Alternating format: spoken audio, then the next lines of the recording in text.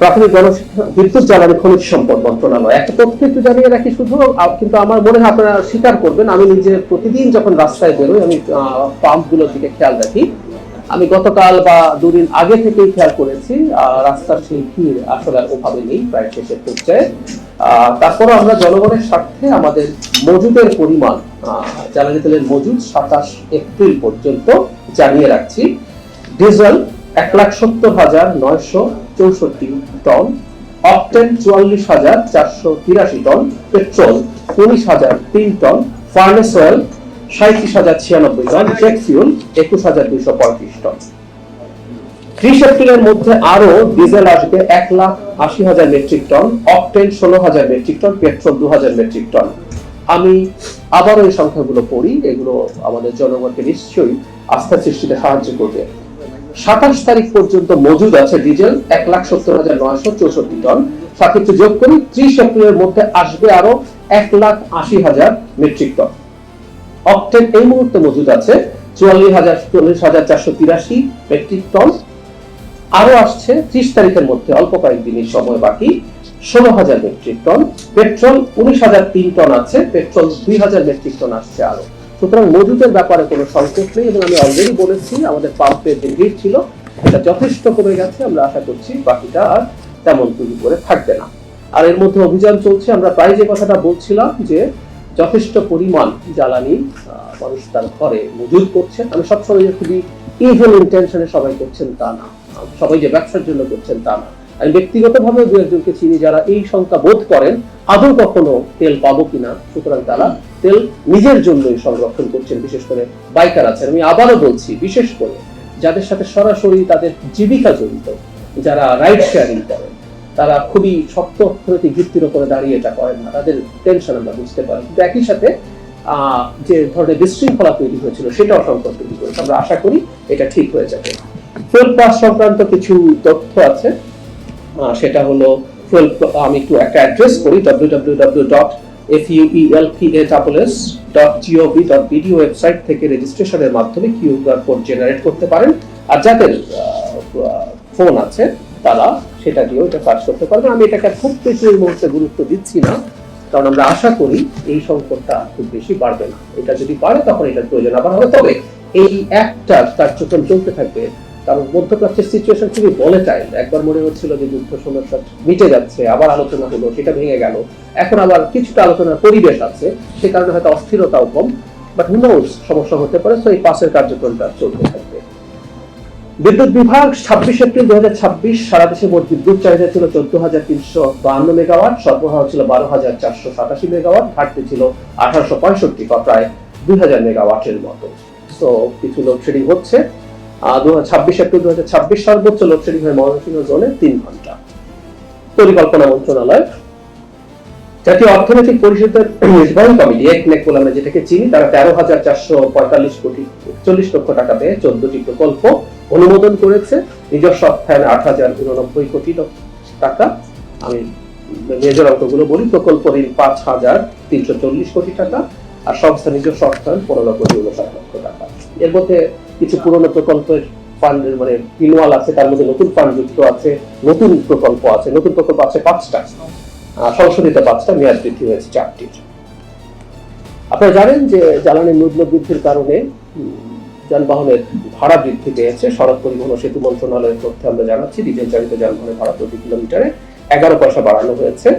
তবে ঢাকা ও চট্টগ্রাম মহানগরীতে চলাচলকারী বাস ও মিনি বাসের সর্বনিম্ন ভাড়া যথাক্রমে 8 টাকা, 10 টাকা ও 8 টাকা থাকবে। এটা আগে থেকেই কার্যকর ছিল, এটা দিয়ে চেঞ্জ করা হয়নি। ভাড়া কিছুটা বাড়বে, কিন্তু লিস্ট যেটা আছে সেটা একই রকম।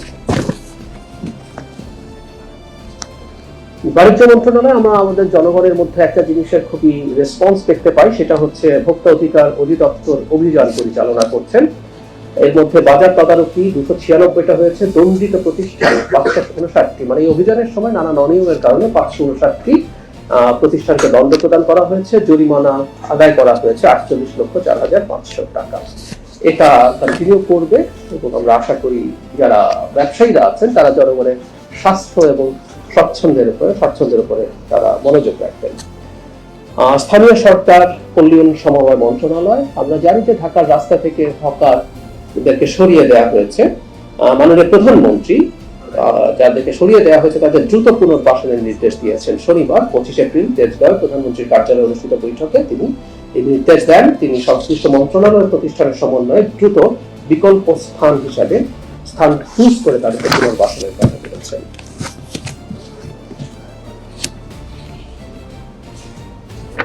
পরিবেশ ও বন জলবায়ু মন্ত্রণালয় তারা বিভিন্ন মোবাইল কোর্ট পরিচালনা করছেন।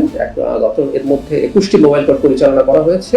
49টি নিয়মিত মামলার মাধ্যমে বিভিন্ন প্রতিষ্ঠান থেকে 39,42,500 টাকা জরিমানা আদায় করেছেন এবং শব্দ দূষণের জন্য 60টি হাইড্রোলিক হর্ন বাজেয়াপ্ত করা হয়েছে। আমাদের এটা একটা বড় সংকট, মানে নয়েজ যে ইটসেলফ একটা মারাত্মক পলিউশন, আমাদের আসলে অনেকের সেই খেয়ালটা নেই। আমরা এটা নিয়ে আইনি ব্যবস্থা তো নেওয়া হবে, কিন্তু জনসচেতনতা এবং মিডিয়ার কাছে আমরা আসলে এক্সপেক্ট করি। মানে একটা গণতান্ত্রিক সিস্টেমে মানে মিডিয়াকে, বা একসময় তো মিডিয়া হচ্ছে না, সংবাদপত্র ছিল, যখন শুধু প্রিন্ট মিডিয়া ছিল, সেটাকে ফোর্থ স্টেট বলা হয়, কেউ ফোর্থ পিলার অফ ডেমোক্রেসি বলে।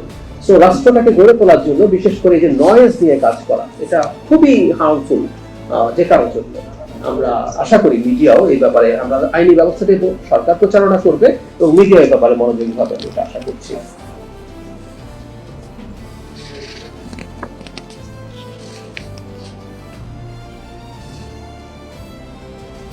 গৃহ গণপূর্ত মন্ত্রণালয়, আমরা যে পূর্বাচল যে শহর, নতুন শহর আছে, সেটা রাজধানী উন্নয়ন কর্তৃপক্ষের আওতাধীন, যে এটাকে ঢাকা উত্তর সিটি কর্পোরেশনের অন্তর্ভুক্ত করা হয়েছে, এটা আমরা জেনে রাখলাম। যুব ক্রীড়া মন্ত্রণালয় রাজধানীর মাঠগুলো সংস্কার করে শিশু কিশোরদের খেলার উপযোগী করার লক্ষ্যে যুব ও ক্রীড়া প্রতিমন্ত্রী আমিনুল হকের নেতৃত্বে সরকারের উচ্চ পর্যায়ের পরিদর্শন টিম কাজ চালু করেছে। একটা জিনিস খুব ইম্পর্টেন্ট, আমরা খেয়াল করেছি নিশ্চয়ই, মাননীয় প্রধানমন্ত্রী শিশু কিশোরদেরকে নানা রকম শারীরিক এবং মানসিক কর্মকাণ্ডে, এর মধ্যে খেলাধুলা হচ্ছে একটা শারীরিক কর্মকাণ্ড, সে খেলবে তার সুস্বাস্থ্যের জন্য এবং সেটাকে সে পেশা হিসাবে যাতে নিতে হয়। প্রতিটা স্কুলে একটা লিস্ট আছে, 8টা খেলার মধ্যে কোনো না কোনোটা প্রত্যেকটা শিশুকে খেলতে হবে। এর সাথে সাথে অন্যান্য কর্মসূচিও মানসিক, এর মধ্যে বই পড়া, গান, নাটক, আবৃত্তি, এই ধরনের কাজ কন্টিনিউ করবে। সমাজ কল্যাণ মন্ত্রণালয়, প্রধানমন্ত্রী তারেক রহমান ব্যক্তিগত পরিবারের উন্নয়নের মূল লক্ষ্য প্রতিপাদ্যকে সামনে রেখে গত 20 এপ্রিল 2026 বগুড়া জেলার গাবতলী উপজেলা ফ্যামিলি কার্ড বিতরণ কার্যক্রমে দ্বিতীয় পর্যায়ে উদ্বোধন করেছেন। আমরা এখানে বলতে পারি যে সরকারের জনকল্যাণমুখী প্রকল্পে এটাকে ফ্ল্যাগশিপ হিসাবে বলা যেতে পারে। এই সরকার খুবই মনোযোগী এবং গতদিন ব্রিফিং এ জানিয়েছিলাম এই বাজেটে 40 লক্ষ পরিবারকে এই কার্ড দেওয়া হবে, আর তার জন্য প্রায় 14,000 কোটি টাকা, 13,000 কোটি টাকার বেশি সেটা বরাদ্দ রাখা হচ্ছে। ধর্ম বিষয়ক মন্ত্রণালয় হজ ফ্লাইট চলছে এবং স্মুথলি চলছে। আমরা যে কথাটা প্রায় বলার চেষ্টা করছি যে হজ ফ্লাইট এবং হজ গমন নিয়ে প্রায় প্রতি বছর অহেতুক কিছু সংকট আমরা দেখতাম, সেই সংকট হচ্ছে না, স্মুথলি সেটা চলছে। এখন পর্যন্ত মানে যারা গেছেন সেই সংখ্যাটা হচ্ছে 16,000, বিমান বাংলাদেশ এয়ারলাইনে 16,132 জন গেছেন, সৌদি এয়ারলাইনে 12,000 জনের বেশি, ফ্লাইনাস এয়ারলাইন্স 7,000-এর বেশি। মোট হজযাত্রী গেছেন 36,156 জন, বাকি আছে 42,141, এবং আমরা বিশ্বাস করি তারা খুবই সুষ্ঠুভাবে সেখানে পৌঁছে যেতে পারবেন। আইন বিচার ও সংসদ বিষয়ক মন্ত্রণালয়, এই কাজটা একটু আমরা যদি খেয়াল করি, খুবই গুরুত্বপূর্ণ কাজ, কারো কারো কাছে অ্যাপারেন্টলি খুব গুরুত্বপূর্ণ মনে নাও হতে পারে। জাতীয় আইনগত সহায়তা দিবস 2026 উপলক্ষে রাজধানীর কড়াই বস্তিতে প্রান্তিক জনগোষ্ঠীর দোরগোড়ায় বিনামূল্যে আইনি সহায়তা পৌঁছে দিতে ভ্রাম্যমাণ লিগ্যাল এইড ক্যাম্প উদ্বোধন করা হয়েছে। বাংলাদেশ আইনগত সহায়তা অধিদপ্তর এবং মন্ত্রণালয়ের আইন ও বিচার বিভাগের যৌথ উদ্যোগে এই ক্যাম্প আয়োজন করা হয়েছে। মানে একটা জিনিস খুব ইম্পর্টেন্ট, আমরা যারা আইনি ঝামেলায় পড়ি আমরা এটা জানি যে এটা প্রান্তিক মানুষের জন্য সেটা প্রতিটা ঝামেলা, মানে কতটা আছে এমার্জেন্সি, আমাদের দরিদ্র মানুষ অনেক কিছু করেন না, কিন্তু স্বাস্থ্য একটা এমার্জেন্সি, তাকে হসপিটালে যদি তার খুব খারাপ রোগ হয় তাকে যেতেই হয়, সেটা তার উপরে চাপ তৈরি করে। একইভাবে আইনি সংকট একই রকম একটা ব্যাপার, ইটস অ্যান এমার্জেন্সি। সো এখানে সরকার ভ্রাম্যমাণ লিগ্যাল এইড ক্যাম্প নিয়ে যাচ্ছেন বস্তিবাসীদের কাছে বা এই ধরনের আরো প্রান্তিক জনগোষ্ঠীর কাছে। এটা ক্রমাগত ইনক্রিজ করলে মানুষের এই বিপদ থেকে, সংকট থেকে মানুষ বেরিয়ে আসতে পারবে বলে আমরা বিশ্বাস করি। পানি সম্পদ মন্ত্রণালয়, এটা একটা ছোট্ট ঘটনা আছে, এটা গত সপ্তাহে ব্রিফিং করেছিলাম, আমি আবারও একটু বলি প্লিজ, আপনাদের কাছে অনুরোধ, আমরা এগুলো নিয়ে আসলে আস্তে আস্তে আইনগত ব্যবস্থার দিকেও যাব। আমি গত যে ব্রিফিং ছিল সেখানে রিপিট করে বলেছিলাম যে কর্মসূচিভুক্ত খালের সংখ্যা 1260, খননকৃত খালের প্রাপ্ত দৈর্ঘ্য 561 কিলোমিটার, শতকরা অগ্রগতি হার 44.55। এটা যে আমাদের কর্মসূচির খাল তার প্রায় অর্ধেক। একটা ফটো কার্ড তৈরি হলো, আমি নাকি বলেছি সারা দেশের অর্ধেক খাল খনন করা হয়ে গেছে। এটা নামগোত্রহীন কেউ না, পরিচিত জাতীয় দৈনিকের ফটো কার্ড। এটা নিয়ে ফ্যাক্ট চেকাররা এটাকে ডিবাঙ্ক করেছেন, এটা যে ডিসইনফরমেশন সেটা করেছেন, কিন্তু এগুলো পড়ছি আমরা। একটা কথা খুব important, we must be serious about that. Misinformation এবং ডিসইনফরমেশন এই সরকার টলারেট করবে না, কারো দিক থেকে করবে না। এটা একজন ব্যক্তি করার একটা প্রতিষ্ঠান করার মধ্যে সিরিয়াস পার্থক্য আছে।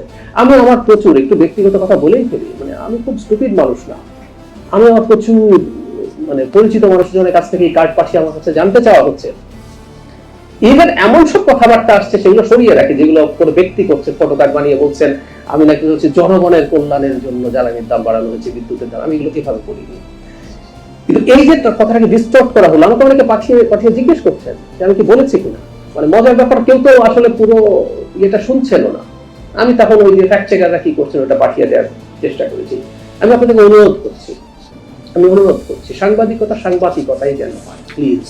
আমরা যথেষ্ট খোলা মনে আপনাদের সাথে ইন্টারঅ্যাক্ট করতে চাই। আমি আগেও একদিন বলেছি সরকারের সমালোচনা করার অনেক কিছু পাওয়া যাবে। এই দেশে এত বড় এত জটিলতা, একটু পেছনের কথা বলতে, শেখ হাসিনা এই দেশটাকে এত বাজে ভাবে রেখে গেছেন, এই সরকার সর্বোচ্চ চেষ্টা করলে আপনি দেখবেন সমালোচনার জায়গা তৈরি করছে। সরকারের কোনো ক্ষেত্রে সরকারের ব্যর্থতা আপনি পাবেন, জেনুইন জিনিসগুলো নিয়ে সমালোচনা করেন, আমি এটাকে ওয়েলকাম করছি। আমি কয়েকদিন আগে একটা টক শোতে সরাসরি বলে এসেছি একজন সিনিয়র সম্পাদককে যে কেমন দেখছেন, আমি চাই মিডিয়া আরো বেশি সরকারের সমালোচনায়, যৌক্তিক সমালোচনায় ভাইব্রেন্ট হয়ে উঠুক। আমি জানি না কবে কোন সরকার থেকে কেউ এই ধরনের কথা বলেছে, কিন্তু প্লিজ মিসইনফরমেশন ডিসইনফরমেশন না, আমি অনুরোধ করছি। আর আগেও বলেছি আমরা আসলে এরকম একটা প্যানেল, লিগ্যাল প্যানেল তৈরি করছি, এটা সব ক্ষেত্রে যাতে তারা এই ব্যাপারগুলো নিয়ে কাজ করতে পারে, এটা খুব দ্রুতই আপনারা হয়তো জেনে যাবেন। খাদ্য মন্ত্রণালয় আসন্ন বড় মৌসুমে অভ্যন্তরীণ বাজার থেকে 18 লাখ মেট্রিক টন ধান ও চাল কিনবে সরকার। এর মধ্যে 5 লাখ মেট্রিক টন ধান, 12 লাখ মেট্রিক টন সিদ্ধ চাল, 1 লাখ মেট্রিক টন আতপ চাল কেনা হবে। প্রতি কেজি ধান 36 টাকা, সিদ্ধ চাল 49, প্রতি কেজি আতপ চাল 48 টাকা কেনা হবে। আপনারা জানেন এই বাফার স্টকটা সরকারের কাছে থাকতে হবে খাদ্য নিরাপত্তার জন্য, এবং বাজারে যেন এটার মূল্য পতন না হয়। আমরা চেষ্টা করব প্রকৃত কৃষকরা যাতে এটার বেনিফিট পেতে পারেন। বিজ্ঞান ও প্রযুক্তি মন্ত্রণালয় একটা বড় খবর, 28 এপ্রিল 2026 তারিখে রূপপুর বিদ্যুৎ কেন্দ্রের প্রথম ইউনিটের ফিজিক্যাল স্টার্টআপ উদ্বোধন করবে বিজ্ঞান ও প্রযুক্তি মন্ত্রী ফকির মাহবুব আলম। ফুয়েল লোডিং শেষ হলে বিভিন্ন পরীক্ষা নিরীক্ষার শেষে আগস্টের তৃতীয় সপ্তাহে জাতীয় গ্রিডে 300 মেগাওয়াট বিদ্যুৎ যোগ হবে। পরবর্তীতে ধাপে ধাপে পূর্ণ সক্ষমতার 1200 মেগাওয়াট বিদ্যুৎ সঞ্চালন লাইনে যুক্ত হবে। দ্বিতীয় ইউনিটের বিদ্যুৎ 2026 সালের শেষের দিকে যুক্ত হবে। এই দুটো ইউনিট যদি চালু হয়ে যায় তাতে 10% বিদ্যুৎ চাহিদা পূরণ হবে, এতে প্রায় 2 কোটি মানুষ সুবিধা পাবেন। এই বিদ্যুৎ কেন্দ্রের কথা যখন আসে তখন একটা কথা একটু না বললেই না, প্রতিটা মেগা প্রকল্প যেগুলো এই সময় শেষ হবে, এগুলো আগের সরকারের একটা মারাত্মক দুর্নীতির সিগনেচার। যখন অ্যাক্টিভিস্ট হিসাবে কাজ করেছি ধরে দেখিয়েছিলাম ঠিক একই রকম বিদ্যুৎ কেন্দ্র এই যে কোম্পানিটা করছে রোসাটম, ভারতের তামিলনাড়ুর কোদানকুলামে, আপনারা যে কেউ সার্চ করে দেখতে পারেন, সেখানে একই রকম বিদ্যুৎ কেন্দ্র তৈরি হচ্ছে, যে রিঅ্যাক্টর ব্যবহার হচ্ছে একই রকম রিঅ্যাক্টর ব্যবহার হচ্ছে, অন্তত 50% বেশি মূল্যে এটা হচ্ছে। আমরা আরেকটু কথা যোগ করে রাখি, প্রায় শুনতাম যখন সড়ক বা মানে ব্রিজের খরচ বাড়ে যে বাংলাদেশের ভূমি অধিগ্রহণের খরচ অনেক বেশি, খুব শুনতাম, যেখানে অনেক বেশি মানুষ থাকে। অধিগ্রহণ নিয়ে কি ডাকাতি হয়েছে সেটা সরিয়ে রেখে বলছি, রূপপুর পারমাণবিক বিদ্যুৎ কেন্দ্রে কোনো ভূমি অধিগ্রহণ করতে হয় নাই, কারণ পাকিস্তান আমলে এই জায়গাটা অধিগ্রহণকৃত ছিল।